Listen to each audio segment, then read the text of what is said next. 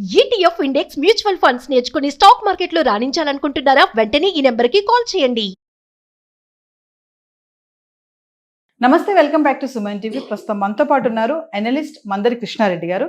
సార్తో మాట్లాడదాం. నమస్తే సార్. నమస్తే అమ్మా. సార్, ఇప్పుడు అమెరికాలో 17 లక్షలు కడితే వేగంగా మనకి గ్రీన్ కార్డ్ వచ్చేస్తుంది అని చెప్పేసి అంటున్నారు. అసలు అంటే మరి గ్రీన్ కార్డ్ రావడానికి ప్రాసెస్ ఏంటి? మరి ఇప్పుడు ట్రంప్ ఉన్నటువంటి ఈ టైంలో ప్లస్ ఇంకోటి టారిఫ్ది ఒకటి హవా నడుస్తుంది. ఇప్పుడే 25% పెంచాడు, మళ్ళీ ఇమీడియట్లీ మళ్ళీ ఇంకో 25%, మొత్తం 50% టారిఫ్ నడుస్తుంది. మరి ఈ టైంలో వీసాలో కూడా ఈ మార్పులు రావడము, అసలు 17 లక్షలు కడితే వేగంగా గ్రీన్ కార్డ్ రావడం అంటే ఏంటి? అసలు ఆ ప్రాసెసింగ్ ప్రీమియం ఫీజు అనేది, ఇవన్నీ ఒకసారి డీటెయిల్స్. వాస్తవంగా ట్రంప్ రాత్రి ఐడియా వస్తుందో పొద్దున ఐడియా వస్తుందో చెప్పడం చాలా కష్టంగా ఉంది. ట్రంప్ తీసుకున్న నిర్ణయాలతో ఇవాళ అమెరికా ప్రజలే బోరుగోరున విలపించే పరిస్థితి ఏర్పడుతోంది. ప్రతి వస్తువు రేటు 2% నుంచి మొదలు పెడితే 10% దాకా పెరిగిపోయి అమెరికా ప్రజలు చాలా బాధపడుతున్నారు, చాలా కోపంతో కూడా ఉన్నారు.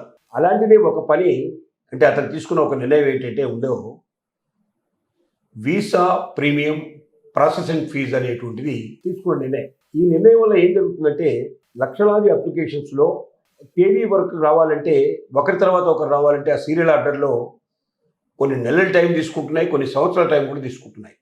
కొంతమంది 4 ఏళ్ల నుంచి కూడా వెయిట్ చేస్తున్న వాళ్ళు ఉన్నారు. అంటే కనీసం ప్రాసెస్ అవ్వడానికి, అంటే ఇంటర్వ్యూకి పిలవడానికి.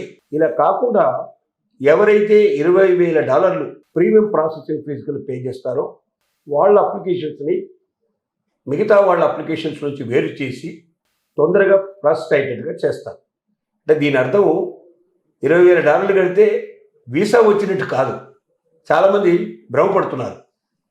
వీసా రావడం కాదు, వీసా ప్రాసెసింగ్ కోసం వస్తుంది. అంటే ప్రాసెసింగ్ స్థాయికి వస్తుంది. ప్రాసెసింగ్లో పాస్ అయితే, ప్రాసెసింగ్లో వాళ్ళు ఒకవేళ సక్సెస్ అయితే అప్పుడు వాళ్ళకు వీసా వస్తుంది.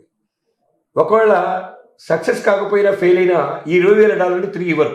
ఇది ప్రాసెస్ చేసినందుకు మాత్రమే ఖర్చు కింద ఈ డబ్బు తీసుకుంటారు తప్ప ప్రాసెస్కి వీసా రావడానికి సంబంధం లేదు. కాబట్టి $20,000 వీసా వచ్చినా రాకపోయినా అమెరికా గవర్నమెంట్కు మనం పే చేసుకున్నట్టే లెక్క. అంటే ఏదో ఒక రూపం లోపల వలసదారుల్ని, అంటే ఇతర దేశాల నుంచి తమ దేశానికి రావాలనుకుంటున్న వాళ్ళ దగ్గర నుంచి డబ్బు పిండడానికి ట్రంప్ వేసినటువంటి మరొక ఎత్తుగడైంది. దీనివల్ల కోట్ల రూపాయలు ఆదాయం వస్తుందని నమ్మకం. అంటే వేల మంది కడతారు, లక్షల మంది కూడా కట్టినా ఆశ్చర్యపడాల్సిన అవసరం లేదు. అలా 4-5 లక్షల అప్లికేషన్స్లోంచి 1,00,000 అప్లికేషన్స్ ఒకవేళ ప్రాసెసింగ్కి వచ్చినా 1,00,000 ఇంటూ $20,000 చొప్పున అంత ఆదాయం అమెరికాకు వచ్చే అవకాశం ఉందనే ఉద్దేశంతో తీసుకున్న నిర్ణయం.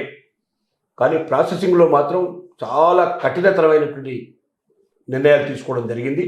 ఒక వ్యక్తి యొక్క చరిత్ర మొత్తం సోషల్ మీడియా అంతా కూడా చెక్ చేసి ఆ సోషల్ మీడియా ద్వారా ఎక్కడైనా సరే అమెరికా దేశాన్ని అవమానపరుస్తూ కానీ, అమెరికాకు స్నేహపూర్వకమైన దేశాన్ని అవమానపరుస్తూ కానీ, ఎక్కడైనా అతనిలో కొంచెం విప్లవాత్మకమైన భావాలు ఉన్నట్టు అనిపించినా, అతను రేపొద్దున అమెరికాకి ఏదైనా విద్రోహం తలపెట్టే అవకాశాలను అనిపించినా, ఏ రకమైన భావం వాళ్ళకి కనిపించినా నిర్దాక్షిణ్యంగా వీసాని వాళ్ళు రద్దు చేసే ప్రమాదం ఉంది.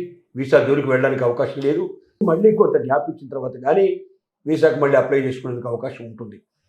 అంటే ఈ $20,000 ప్రాసెసింగ్ ఫీజు చెల్లించే వాళ్ళు తొందరగా తమకు ప్రాసెసింగ్ పూర్తవుతుంది, తొందరగా తమ అప్లికేషను వీసా కోసం వాళ్ళు పిలుస్తారు, ఇంటర్వ్యూకి పిలుస్తారు అనే నమ్మకంతో చేసుకునే పని ఇది. ఇంటర్వ్యూలో సెలెక్షన్ అనేది ఈ డబ్బుకి ఏ రకమైన సంబంధం లేదు. ఇది పొరపడబడాల్సిన, ఎవరైనా $20,000 కడితే నాకు వీసా వచ్చేస్తుందన్న ఆశతో డబ్బు కడితే ఆ డబ్బు మాత్రం తిరిగి ₹1 రాదు. వీసా రాకపోయినా ఆ డబ్బు ఇవ్వరు. కాబట్టి దాన్ని దృష్టిలో పెట్టుకొని పే చేయగలిగే కెపాసిటీ ఉన్న వాళ్ళు ఎవరైనా ఉంటే పే చేసుకుంటే మంచిది తప్ప దీనివల్ల మాత్రం అదనంగా వీసాకు మాత్రం రాదనే విషయం గ్రహించాలి ప్రతి ఒక్కరు. ఏది ఏమైనా ట్రంప్ చేసే మార్పుల్లో ఇదొక మార్పు. కొత్త మార్పులకు శ్రీకారం చుడుతున్నాడు. వలసదారులతో ఆటాడుకునే ప్రయత్నం చేస్తున్నాడు. దీనివల్ల లక్షలాది మంది, కోట్లాది మంది చాలా బాధపడుతున్నారు. ట్రంప్ వచ్చినప్పటి నుంచి ఇప్పటిదాకా అసలు అమెరికాలో మరి ఎన్ఆర్ఐలు ఉండాలా అక్కర్లేదా అనేది తెలియకుండా ఉంది. చాలామంది 50% వెళ్ళేవాళ్ళు ఇప్పటికే వాళ్ళు ఆగిపోయారు. ఇంకా భవిష్యత్తు అక్కడి నుంచి వచ్చేవాళ్ళ సంఖ్య కూడా చాలా రోజు రోజుకు పెరిగిపోతూ ఉంది. మరి ఈ పరిస్థితుల్లో అమెరికాకు వెళ్ళి ఎవరైతే వెళ్ళదలుచుకున్నారో అమెరికాకి వాళ్ళందరూ కూడా స్వతంత్రంగా తమ చదువుకోగలిగే పరిస్థితులు ఉన్నవాళ్ళు మాత్రమే వెళ్ళాలి. అక్కడ ఉద్యోగాలు చేసి సంపాదించి నేను అక్కడ చదువుకుంటానని ఆశపడేవాళ్ళు మాత్రం అమెరికా వైపు వెళ్ళారు అంటే వాళ్ళు అరెస్ట్ అయ్యే ప్రమాదం ఉంది. ఎందుకంటే యూనివర్సిటీ జాబ్స్ తప్ప బయట జాబ్ చేయడానికి వీలు లేదు. యూనివర్సిటీలో కొద్దిమందికే జాబ్ దొరుకుతాయి తప్ప మిగతా వాళ్ళకి దొరకవు. బయట జాబ్ చేసిన మరుక్షణమే అతన్ని ప్యాక్ చేసి వెనక్కు పంపించే అవకాశం, అతని మీద పెనాల్టీలు వేసే అవకాశం, అతనికి శిక్షలు వేసే అవకాశం కూడా ఉంది. కాబట్టి ఇలాంటి ప్రమాదకరమైన పరిస్థితుల్లో ఎట్టి పరిస్థితుల్లో ప్రతి ఒక్క వ్యక్తి గ్రహించాల్సింది ఏంటంటే, మీరు అక్కడ చదువుకోదలుచుకున్నా లేక అక్కడ మీ ఉద్యోగం సంపాదించుకోవాలని కోరుకున్నా చక్కటి పద్ధతి ప్రకారంగా వీసాలోనే ఆ H1B వీసా అలాంటి ఏదైనా ఉద్యోగకరమైనటువంటి మంచి అక్కడ పేరు పొందినటువంటి సంస్థల నుంచి మీకు ఉద్యోగం వస్తే ఆఫరింగ్ ఉంటే మీరు వెళ్ళాలి తప్ప అక్కడికి వెళ్ళి ఉద్యోగ ప్రయత్నాలు చేస్తానని మీరు అనుకుంటే మాత్రం తప్పనిసరిగా పప్పులో కాలేసినట్టు అవుతుంది. ఈ విషయాలన్నీ దృష్టిలో పెట్టుకొని ప్రాసెసింగ్ ఫీజు పే చేయాలా అక్కర్లేదా, ప్రాసెసింగ్ ఫీజు పే చేసినంత మాత్రంలో వీసా రావడం కాదు, కానీ తొందరగా ప్రాసెసింగ్ పూర్తవుతుంది, వీసా వస్తుందో రాదో బయటపడుతుంది. అంతవరకు మాత్రమే ఆలోచించుకొని ముందుకు వెళ్ళాల్సిందిగా మనం విజ్ఞప్తి చేస్తున్నాం.